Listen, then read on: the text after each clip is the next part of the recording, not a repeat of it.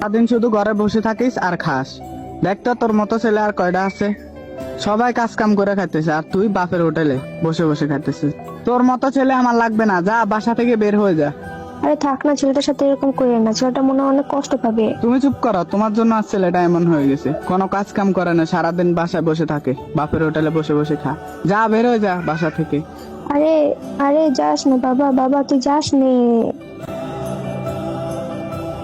দেখো, তোমার সাথে আর আমার রিলেশনটা রাখা সম্ভব না, কারণ আমার বাসা থেকে তোমাকে মানবে না।